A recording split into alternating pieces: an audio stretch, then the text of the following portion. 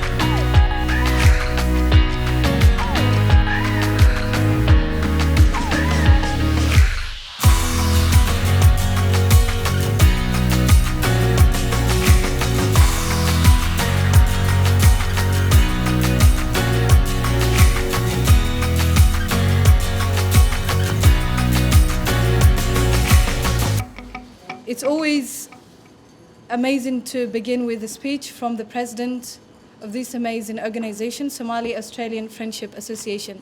I would like to invite Liban Yusuf to come and say a word. Thank you so much. Tonight it's about the graduates, those who have completed high school and university, and those who have shed light on their own community. It's all about giving back to the community. And your achievement resonates the hard work of our parents who came here with lack of support, some of them whom couldn't read or write. So your presence will encourage the pack that is behind you. So please give it up to our 17 university graduates who are here tonight. I would not be in Parliament today. It's not an accident that I'm in Parliament because of the belief my family, my parents put in me, but also that the community put in me as well. And that's why we're here tonight, to celebrate each and every one of you for your work, whether you're finishing high school, whether you're finishing university or TAFE. You know, each and every one of you have achieved something phenomenal. Congratulate you all again for all you've achieved tonight. Your families should be very proud. We're certainly all very proud, and I look forward to continue working with the community over the future years. Thank you again. Thank you.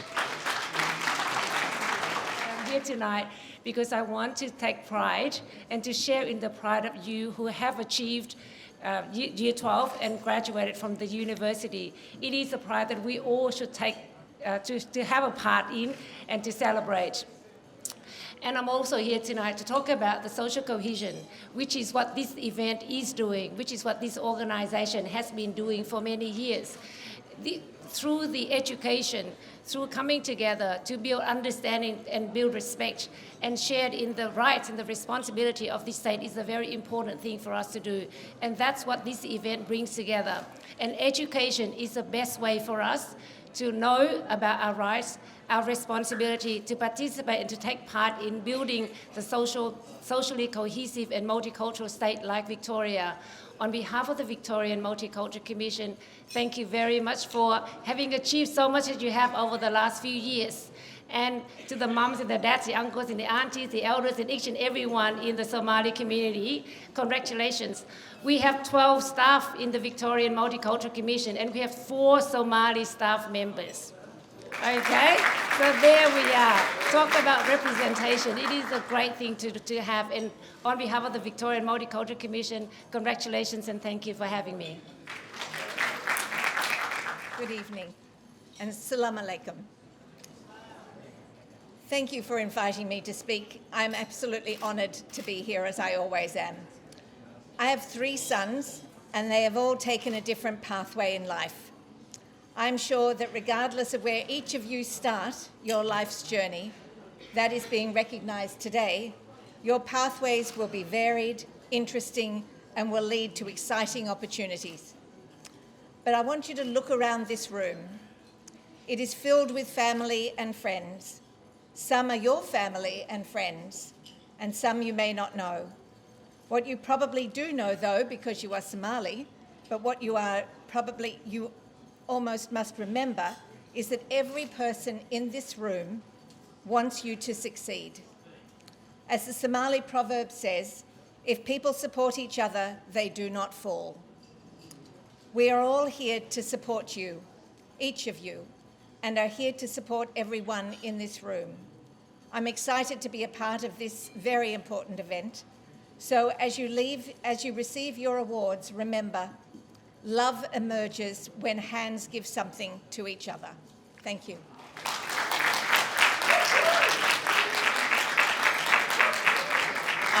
First and foremost, I would like to thank Liban for organising a vision like this, to appreciate the youth, to bring them together and know that they're appreciated regardless of them thinking that what they do is not really known by all the impacts and the situations that life throws at us being in this country.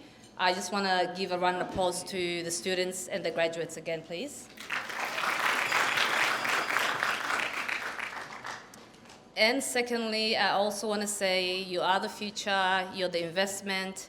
And what I also wanted to discuss is, yes, you graduated today, but from here on onwards, I want Somalians and Africans in general to learn how to kind of resource of each other instead of looking down at each other and say, oh, it's just a Somali doctor, or it's just an electrician lawyer, you know? So let's like uplift each other, let's like support each other, because I think, yes, we can get other people's support, but the work has to start between us first. Put everything else aside and let's put and unite together and use what we have with each other, share those stories, share those knowledge, and support whoever has something going on. Like, for example, if Liban has something to do and his organization is doing something, how do we all go and support Liban? If someone else is doing something, how do we all go and support that person?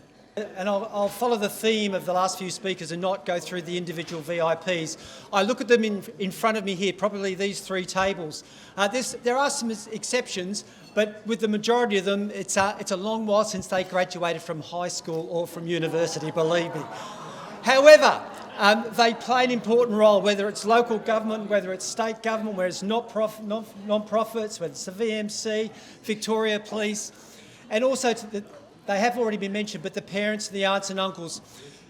We are all here for you, for the graduates, for those that have graduated from high school, from those that are graduating from university, from those that are being recognised for the incredible work that you do in your communities. And I thank you most sincerely for that. Quite rightly, yes, we want to see more Somalis in politics, I think. But into the police force and across society and the community as a whole. And it's a credit to Victoria Police that we've made it was me a while ago, but have made a really solid start. So it is really important. I've come to this event, again, over a number of years. I'm not sure how many. Never let the truth get in the way of a good story, but I think it's growing the number of years I've been here. But I have been here for quite some time, and I'll do it by uniforms. I came in my Victoria Police uniform for a number of years. I came as the Emergency Management Commissioner for the last 5 years, COVID permitting, and then this is my new uniform. I quite like it. It's not bad, is it?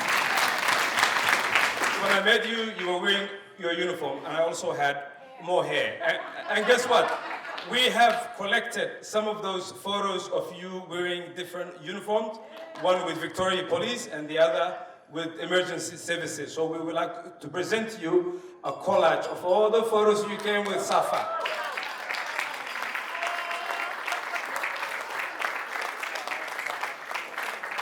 I'd like to say that I am a daughter, a sister, a wife, a mother, and a woman of faith and science. Professionally, I'm a perinatal pediatric epidemiologist and an interdisciplinary autism research scientist that has expertise in autism and cultural diversity. Now, I've always had a passion for medicine, science, and social justice, and being an expert in my niche area of migrant developmental health means that those three worlds combine for me, where I get to conduct cutting-edge research that is family-centered and community-focused, inclusive, and therefore ensuring that no child is left behind, and that every child, and that the scale is equal for all children regardless of their background. However, growing up access to tertiary education was out of my reach as a disadvantaged student. But I stand here today in front of you as an academic solely because of one incredible woman, Miss Rosemary Nelson, my high school English literature teacher, and she wrote an incredible recommendation letter for me that has led to multiple university scholarships and prestigious research training awards.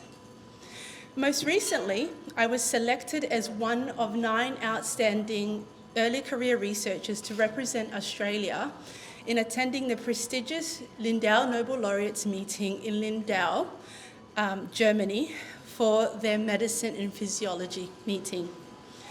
At this incredible meeting, I had the honor of being surrounded by and communicating with some extremely bright minds around the world, from around the world, Nobel laureates in medicine, who were humble enough to share with us and for us to learn from their journey, their successes, their failures. We even got a tour of their research labs. That's very nerdy for me. And during this meeting, we had the opportunity to shape the future of science, so science education, science policy, and advocating for young scientists like myself.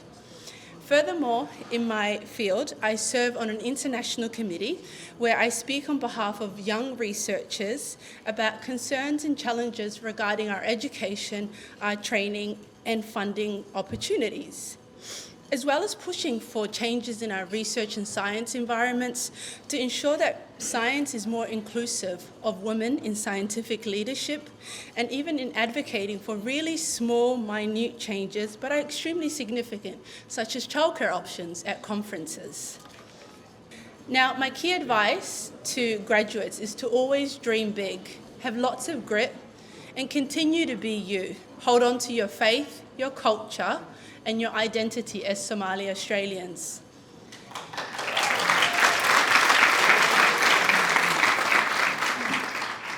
Now, building a successful career just requires a bit of hard work, really actually lots of hard work, grit, consistency and perseverance, and that sprinkled with a bit of good luck. Now, in a world that is continuously shaping and moulding you, you can achieve excellence by being your true authentic self, that being a Muslim, a Somali and an Australian. Thank you. For the young people, the ones especially that are graduating here today, I know it's a day of celebration and acknowledgement, rightfully so. I want to challenge you all here, though especially those that have a younger sibling coming up. Give time to your younger siblings. We understand the challenges that we face in the education system. We understand some of the hurdles we have to overcome. Each one teach one. Yeah, if every one of us lift up our siblings, starting within our home, we'll be in a much better place. Our completions will drive up. Our kids will be graduating at higher rates, and I wouldn't have a job. So that's what we want eventually. Yeah. So I'll leave you with that, and that was probably more than 3 minutes. So sorry, man, wherever you are, and thank you for your time.